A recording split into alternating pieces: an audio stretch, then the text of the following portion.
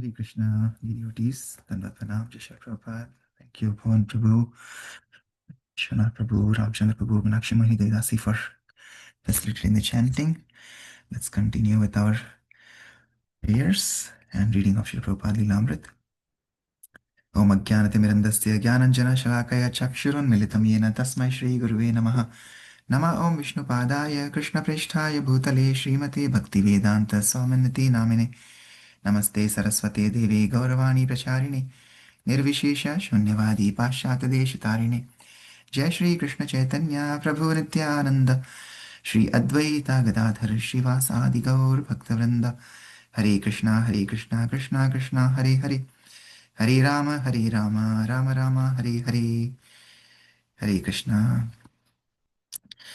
Okay, happy Kartik, auspicious beginning of Kartik from today. In Vrindavan, they usually celebrate from Purnima to Purnima, so we can start from today.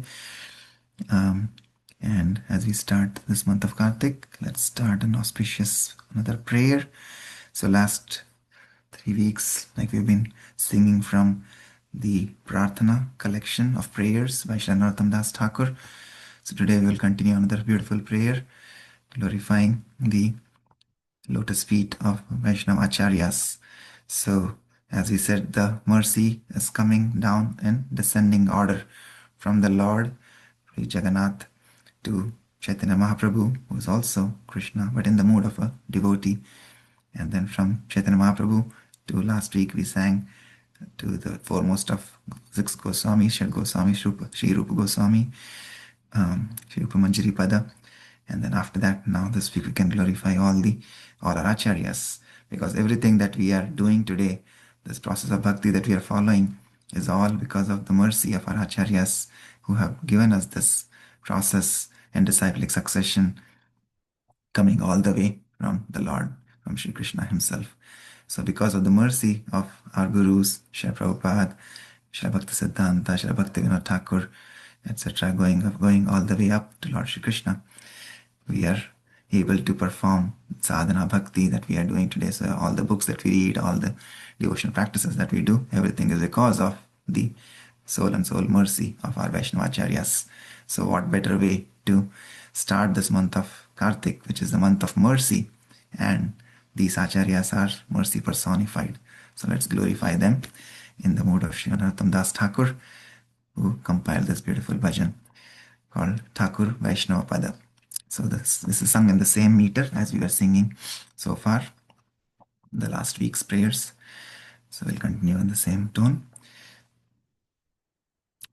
Thakur Vaishnava Pada Avanira Sampada Shuno Bhai Hoya Ek Mana आश्रय लोइया भजे तारे कृष्ण नहीं त्यजे are सब मोरे आकरण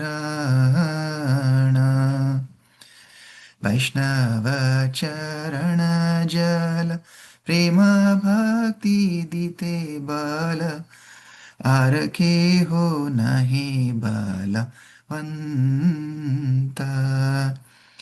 वैष्णव चरण रेणु मस्तके Bhushan वीणु are नाही भूषणीर अंत तीर्थ जल पवित्र गुणे लिखियाचे पुराणे से सब भक्तिर प्रवंचन वैष्णवीर पादोदक समन ही ए सब याते होए वांछित पुराण वैष्णव संगीते मन आनंदित अनुक्षण सदा होए कृष्ण पर संग दीन नरोत्तम कांदे हिया धैर्य नहीं बांधे मोर दास किनो होइला Bhanga. Thakura Vaishnava Pada Avanira Sampada Shuno Bhai Hoya Ekamana Ashraya Loya Bhaje Tare Krishna Nahi Tyaje Arasaba More Akarana Hare Krishna, Krishna Krishna, Hare Hare, Hare Rama, Hare Rama, Rama Rama, Hare Hare.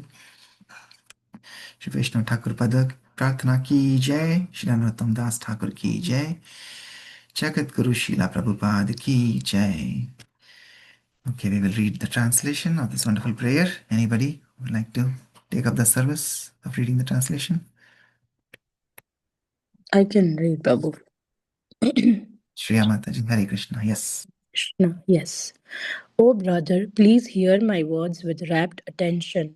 The lotus feet of the Vaishnavas are the most valuable treasure of this world. These Vaishnavas continually take shelter of Lord Krishna and worship him. They never abandon their Lord. They are liberated. They are free from the cycle of birth and death. The water that has washed the lotus feet of the Vaishnavas bestows devotional service and pure love of God. Nothing else is as effective for attaining this divine love. I place dust from the lotus feet of the Vaishnavas upon my head. I wear no other ornament. The purifying power of the waters at the various holy places of pilgrimage is described in the Puranas, although this is something of a deceptive trick. Actually, there is not anything as purifying as the water that has washed the lotus feet of the Vaishnavas. This water fulfills all desires. Moment after moment, my mind finds pleasure in the association of the Vaishnavas. I always seek out the company of those who are devoted to Lord Krishna. Poor hearted Narottam Das breaks down and cries, how has this fallen condition come upon me? Hare Krishna. Okay, Shriya Mataji. Okay, yes, so that is the power of the lotus feet of a Vaishnava, pure devotee of the Lord. Just like Chaitanya Mahaprabhu himself came in the mood of a pure devotee, and because he came in the mood of the topmost devotee, Srimati Radharani. So, like that, the lotus feet of pure Vaishnavas, pure devotees of the Lord, they are the foremost. So, like we see beautiful prayer here. Everything we have to just surrender to the lotus feet, follow their instructions, then our life will be perfect. So we see how much respect Prabhupada was getting. Transitioning to Prabhupada Lilamrit, we are continuing from chapter 43. Prabhupada is now in Tirupati yesterday, and he was traveling from Vrindavan to Bombay, and then from Bombay he came to Hyderabad and Tirupati. In Bombay, he was on the beach walking with his disciples, chanting and again guiding new people. Like there are some businessmen, doctors who didn't believe Krishna to be the soul and whole and soul Lord of the topmost. They said everybody is one and same. So Prabhupada was saying these are all Mayavadi philosophies, and Prabhupada was guiding them, teaching them as a friend. And then he came to Hyderabad for programs, and now in Tirupati, and then he's so happy and blissful that in Tirupati he's able to get darshan, and the pujaris there are giving him special darshan along with his disciples, even though foreigners were not allowed to go into Indian temple, but they were getting special VIP treatment. So that shows that how much respect they have for a pure devotee. And every time Prabhupada would used to go, they would clear the whole sanctum, uh, temple sanctum for Prabhupada to take darshan. And but Prabhupada at the end here was surprised when they said they're going to open another temple and install Panchopasana deities, which is 5 deities, kind of demigod worship of Durga Devi and Ganesha and Shivji and things, sun god. So those are So Prabhupada told them, well, your followers are Ramanujacharya, and he never prescribed that. So that is not needed. So anyway, so Prabhupada is now moving from Tirupati to Bombay. So let's continue from here. Bombay, April 29th. Although in a few days Prabhupada would be leaving for Rome, a problem now faced him and the management of his Indian projects. Tamal Krishna Goswami was requesting that Prabhupada allow him to go to America after 4 years of management in India. He was eager to try a different kind of preaching. His god brother friend Vishnu Janaswamy had pleased Prabhupada with his bus touring in America and had convinced Tamal Krishna that this was the most opportune preaching. Srila Prabhupada had accepted the proposal, although reluctantly. Certainly, it would be good for the preaching in America, and it would be good for Tamal Krishna. But what about India? Once again, Prabhupada was faced with the fact that the only manager for ISKCON in India was himself. Carefully, he reviewed a recent report of the spending and accounts in Mayapur, concerned that all money he handled very concerned that all money be handled very carefully and spent exactly for the purpose it was intended. He had written to Jayapataka Swami, money for the land must be spent for land purchase. If I send money for constructing of a kitchen, it must be spent for that. Also, if you purchase land, it must be properly utilized. And if you actually produce some grains and vegetables, then where is the necessity for further money for maintenance? For maintenance, we require 100 rupees per head without any risk for purchasing lands and cultivating the same. I understand there are only 20 men there at the present, so at most 2000 rupees is necessary for maintenance. I am not competent to understand everything concerning what you plan to do, but that is my rough estimate. You have tried to explain by long letter, which I have not gone through yet. In the meantime, go on the above principle. Money spent must be used for that purpose intended. That will keep it very clear. From a previous letter from Srila Prabhupada, Bhavananda and Jayapataka had become a little despondent, thinking that they may have displeased their spiritual master, but Prabhupada reassured them. I know you are working very hard and sincerely. I have no business to criticize, but as head of the institution or your spiritual master, it is my duty to find out your faults. Even Chaitanya Mahaprabhu presented himself as faulty before his spiritual master. To remain faulty before the spiritual master is a good qualification, so he is subjected to rectification. But if one thinks he is all perfect, then there is no scope for rectification. Don't be sorry when I find fault. That is my primary duty. Chanakya Pandit says, one must find fault with disciples and sons. It is good for them. Prabhupada also scrutinized the finances in Vrindavan, where Gurudas was president and Tejas in Delhi was financial supervisor. Reviewing Tejas' latest request, Prabhupada wrote back, I'm enclosing the list of checks requested by you by registered post, except I'm not sending one check of rupees 3000 for DT clothes to be paid to the tailor Lalita Prasad of Vrindavan. DT paraphernalia is supposed to be collected separately by Gurudas and Yamuna, not come out of the construction fund as you have requested. Besides, I have advised Gurudas not to pay any tailor but to make clothes by our own devotees for the deities. Prabhupada also found a serious inconsistency in the accounting, which he pointed out to Tejas for correction. According to my checkbook, after writing the last check for rupees 1,76,000, there is a balance of only rupees 18,745 and 81 paisa.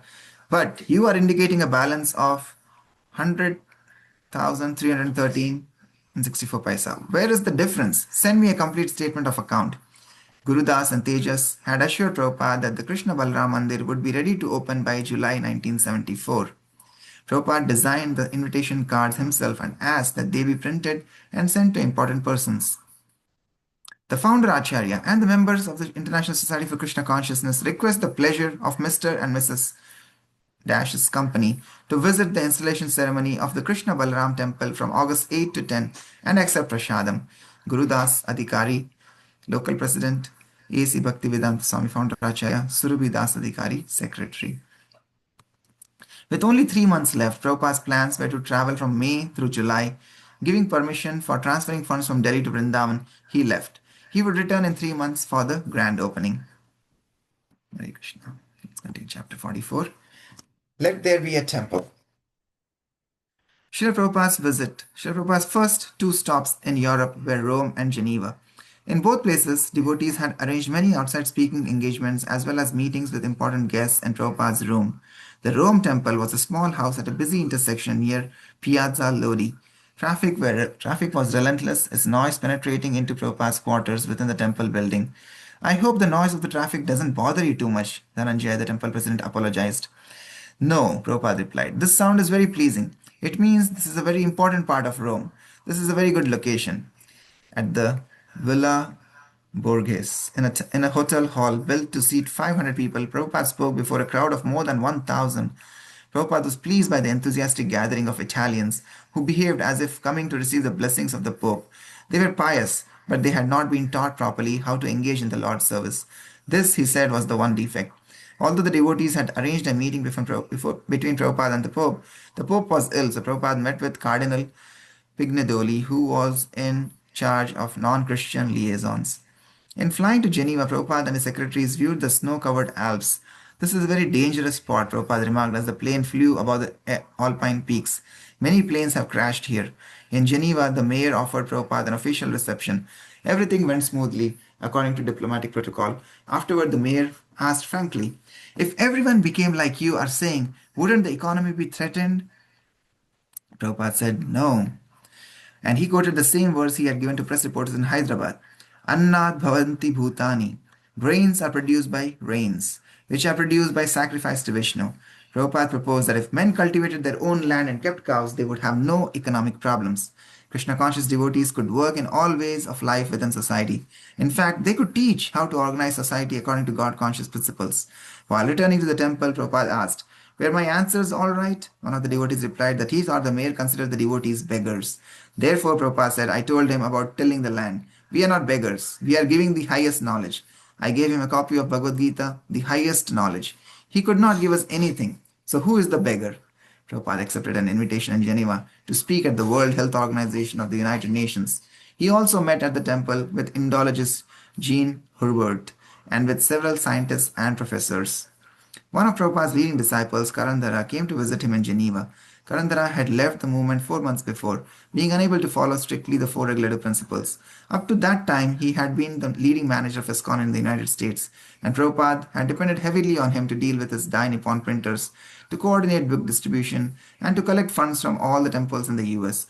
Since leaving, Karandara had felt great remorse, had had a change of heart, and had telegrammed Prabhupada that he wanted to come and surrender at his lotus feet once again. Srila Prabhupada had welcomed him back, and Karandara had flown immediately to Geneva. After speaking for a few hours with Karandar, Prabhupada decided he would be just the man to take up the heavy responsibilities of GBC of India. He should make his headquarters in Bombay and help the devotees there get the no objection certificate. It was a bold move for Prabhupada based on trust in his disciple and on the immediate need for Krishna conscious leadership in India.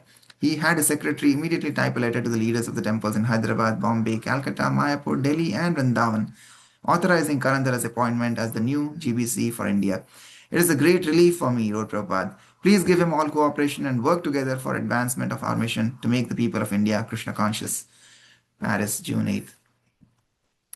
2,500 people in the audience as well as 50 devotees on stage awaited Srila Prabhupada's appearance at La Salle Pleyel in Paris. After Kirtana, Prabhupada began his lecture by having a devotee read in the Bible from the Gospel of St. John. "In the beginning was the Word, and the Word was God." Prabhupada then spoke on the power of the holy name as transcendental sound. Many persons in the crowd were student radicals who specifically came to cause trouble. And Srila Prabhupada gave an analogy that agitated them, comparing the conditioned soul's existence in the material world to a citizen's punishment for breaking the laws of the state. As soon as Prabhupada said that disobedient citizens would be punished, the students began to boo and yell. He was speaking in English, and his disciple Jyotirmay Devidasi was translating each line over the microphone. When the students began shouting, Prabhupada turned to Jyotirmay and asked, "What are they saying?" "They don't like the example you have given," she replied, "because they don't like the government here." Srila Prabhupada then spoke back to the challengers. "You may not like it, but the fact of the matter is that if you break the laws, you will be punished." He was speaking of the absolute law of karma, but the student radicals took it politically. They continued shouting at Prabhupada. One man jumped up and shouted loudly in French, "You may be speaking spiritual things, but one thing I would never do is sit on a throne and demand that people bow down to my feet." At these words, the audience began applauding and whistling and chanting the words, "Partere, partere, partere." Prabhupada again asked for a translation. Jyotirmai told him they were shouting, "Get down." Returning the challenge, Prabhupada spoke strongly into the microphone. "I could speak to you from the floor also, but that does not mean you would understand any better. If you know the science of God consciousness, then you also can sit on the Vyasasan and they will bow down at your feet." Prabhupada's strong reply brought silence to the hall, as if his answer had satisfied the challengers. Suddenly, a black man jumped up on the stage and addressed himself to the theater audience. He began by speaking in a defense of Prabhupada and the devotees, but then he began speaking against them. Finally, he began speaking incoherently, and Prabhupada turned to his disciples on stage and said, "All right, have kirtan." The devotees rose with drums and kartals and began a rousing kirtan. Most of the people in the attendance joined also, and the protests were drowned out. After this tumultuous scene, while riding back to the temple, Prabhupada said that in the future they should not give him a Vyasasana to sit on before public audiences. In the future, they should give him a simple cushion to sit on. He also doubted the value of explaining philosophy to such large audiences. For the balance of his stay in Paris, he spoke to smaller groups who were actually interested to hear him.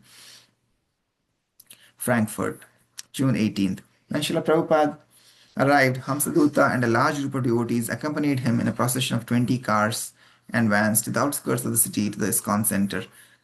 Schloss Rettershof, a castle on a hill.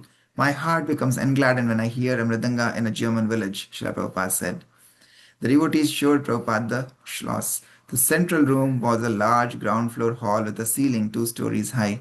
A second floor gallery overlooking the hall led to Prabhupada's quarters.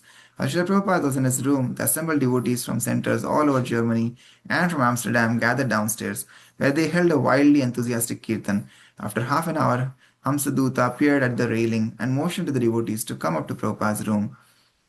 Somehow the devotees managed to squeeze into Prabhupada's quarters, or to at least stand in the hallway and watch as Prabhupada sat, relaxed, speaking informally. I worked hard my whole life, he said.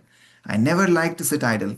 So devotional service means to be always engaged in Krishna's service, not like the servants in Calcutta. They get an order and then they go to Dalhousie Park and sleep all day. Then when they come back late, the master asks them, where have you been all day? And they reply, I was busy working for you. Not like that, you see? Prabhupada laughed, and all the devotees also began laughing. Although most of them understood very little English, Prabhupada then quoted Lord Chaitanya's prophecy that his name would be heard in every town and village. The devotees chanting in the villages of Germany, he said, was fulfilling that prediction. But unfortunately, he added, people object, just like the man who is being saved from danger. He gave the example of a man on a roof flying a kite. When another man, seeing him about to walk off the roof, called out to him, Look out, you are in danger. The man on the roof became angry and said, What? You have checked my movement? Any gentleman, Prabhupada said, will speak out if he sees another in danger, even though the one in danger may object. Prabhupada's German devotees accompanied him on speaking engagements in nearby towns, and although he was not very enthusiastically received by most people, the devotees became more dedicated than ever to give their lives in the service of Srila Prabhupada and Krishna. For his public engagements, he sat on a small cushion so as not to again arouse the indignation of people who could not understand the tradition of the Guru. At one engagement, a wealthy businessman, 2 of whose sons were Prabhupada's disciples, questioned Prabhupada, How can a crocodile of the Nile swim in a German river? In other words, how can you transplant a foreign culture with Indian ways and dress to Germany? You can become Krishna conscious in a tie and suit, Prabhupada replied. Isn't this chanting self-hypnosis? Asked another man. No, Prabhupada replied staunchly. It is purification. And so it went, mostly challenges with a few sincere inquiries.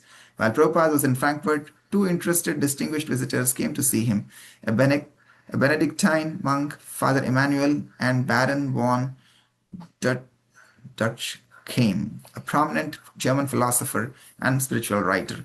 Both men were attracted by Prabhupada's philosophical explanations and accompanied him on his morning walks for several days. Srila Prabhupada's next stop was Australia. He had worked out a schedule whereby he would attend 3 Rath Yatra festivals in 3 cities, first in Melbourne, then a week later in Chicago, and two days later in San Francisco. He would then go to Los Angeles, Dallas, and New Vrindavan, timing everything for his return to Vrindavan by July 25 for Krishna Balaram Mandir opening 2 weeks later. He was now regularly referring to the opening date of the Krishna Balaram Mandir as a time when many devotees from around the world could gather at Vrindavan to be with him. On June 17, he had returned from Germany to Jayahari in London. I am presently traveling through Europe and in the past weeks have held many programs in Rome, Geneva, Paris, and now Germany. I therefore have no time to carefully study and decide on your proposals. The best thing is if you can come and meet with me personally after I have finished this present tour. I'm planning to go to Vrindavan for Janmashtami for the opening installation ceremonies of our Krishna Balaram temple. If you can come to see me in Vrindavan, I would be glad to discuss and plan with you what is best for your devotional service engagement. After 24 after a 20-hour flight from Frankfurt to Australia, Prabhupada was picked up at the Melbourne airport by devotees in a borrowed Rolls Royce. The newspaper reporters were quick to notice the car. Divine Grace comes rolling in. Read one headline. The story began. 60 young Hare Krishna devotees yesterday welcomed their earthly leader to the city with obeisances, but official Melbourne met him coolly. Another story began. A chauffeur-driven Rolls-Royce will meet the founder of the materialistic shunning Hare Krishna sect, Bhaktivedanta Swami Prabhupada, at Tullamarine today. Another newspaper showed a large picture of Srila Prabhupada smiling and bore the headline, His Divine Grace is here to hound us. The story began. His Divine Grace A.C. Bhaktivedanta Swami Prabhupada, the founder of Hare Krishna movement, is here to save us from the dog's life. Unless we cultivate some spiritual knowledge, warns His Divine Grace, we are left with the dog's mentality. Okay, so we'll continue here next tomorrow. All right, thank you so much. Anybody would like to share any reflections, any thoughts on today's reading?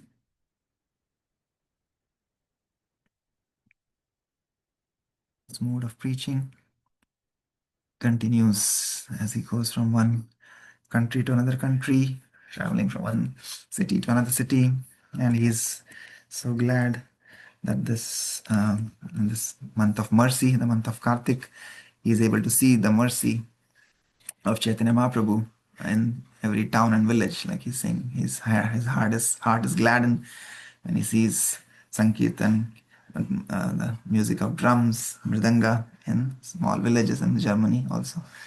So, despite the language challenges in France, yeah, and Italy and Germany and everywhere in Europe, he's continuing to plant the seed of bhakti as predicted by Srila Bhaktivinoda Thakur, by Chaitanya Mahaprabhu, who said that my name will be heard in every town and village of the world.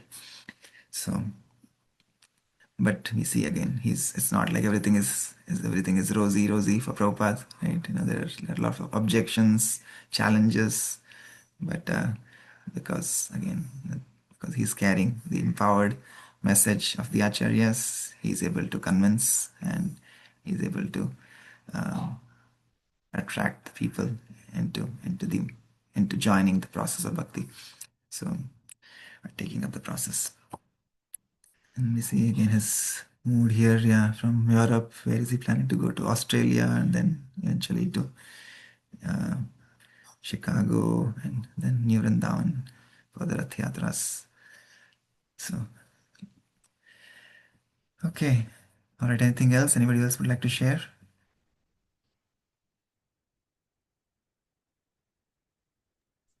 Very last line, Prabhuji, either accept the Krishna's mentality or the dog's mentality. Yeah. Yes. Yeah. Left with dog's mentality. Hmm. Yeah, like those people, and the young generation. Even today, we see they're all in their own world, right? They're completely being attracted by Maya. I'm seeing, I think in India they're saying they recently launched this iPhone 17, and everybody is like crazy. They were like here we have this Black Friday sale, right? Generally, and of course this month is a month of mercy, month of sale of mercy.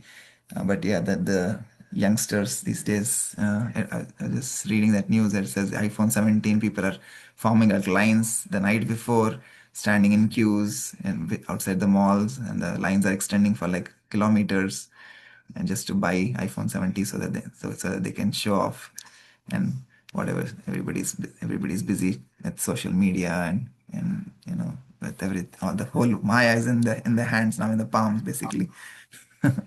so so that is the dogs and hogs mentality these days. But Prabhupada, this is in the time which 50 years ago, when there was no cell phones or no internet. But even at that time, it was the same. So we see, so the issues that were there 50 years ago are also there today. In fact, it only is going to increase and going to get worse. So while we are in this golden period of Kali Yuga, we should really dovetail our consciousness to the right path and get out of this world. I mean, ultimately, that is the whole whole goal, but while serving. So I'll continue to serve and continue to spread this movement of Srila Prabhupada and Sri Chaitanya Mahaprabhu as they desired, by seeking the mercy, by seeking their mercy, seeking the mercy of our acharyas. So this month, as we start this month of Kartik from today, this is the most ideal time to um, seek their mercy by following their instructions, playing by simple process of offering a ghee lamp. We can please Srimati Radhani, we can please Damodar, we can please our Guru Varga, and with that we are also continuing our process of preaching, which we'll be starting, because this month, as Srila Prabhupada used to say, is more for the newcomers. Of course, we all practice devotional service every day, but for those who are unfamiliar with this, who are unaware of this, our goal is to try to share this to as many people as possible. So with that mood, we are starting in a humble way our month of Kartik. We'll be doing our online programs at home. We have shared the message in our groups, so hopefully new people can join. And then, of course, we'll have programs on Fridays and Sundays at homes, and on Saturdays at our centers. So we look forward to sharing this treasure of bhakti with more and more people, as Srila Prabhupada desired. All right. Thank you so much. Anybody else would like to say anything before we wrap Hare up? Krishna, Prabhu. Shalpa here. Oh, yes, Shilpa Mataji. Just I would like to add one thing to the last line that you read today, that Mm-hmm. Prabhupada says, unless we cultivate some spiritual knowledge, so like the material world is a perverted reflection of the spiritual world. So if there are so many things that we read, but sometimes we just forget the core message and we get lost. So I was thinking at this time when you read that since this is the condition, material world is a perverted reflection of the spiritual world, then if we do not follow the spiritual path, then already we are in the other side where there is only the illusory energy of the Lord. So I was thinking like that as you Yeah, were that is very. reading. Yeah. That is very true. Because there's only two ways. It's either there's light or darkness, and Yes. absence of light is darkness. So Krishna, like say, Krishna hai Surya समय, Maya hai अंधकार, जहाँ Krishna तहाँ नहीं माया राधिकार. So where there is Krishna, there is no Maya, and if there's no Krishna, then we are absolutely in Maya, like Prabhupada is saying here. So we have to just pick and choose. Sometimes our devotees also, we think, oh, I'm doing Krishna conscious activities, you know, but I can also do these things. But again, Prabhupada used to strongly discourage that. He used to say that, either you are in Krishna's shelter or you are not. There cannot be a mixed, life of Krishna and Maya together. So, yeah, we also have to be very careful. Okay, thank you, Mataji. Thank you, everybody. Thank you, dear devotees. Vanchakalpatarubhyascha kripa sindhubhyeva cha patitanam pavanebhyo vaishnavebhyo namo namaha. Anantakoti Vaishnavrind ki jai. Jagat Guru Srila Prabhupada ki jai. Shri Kartik Mas ki jai. Nitai Gaur Premanande. Hari Hari Bo. Hare Krishna. Krishna.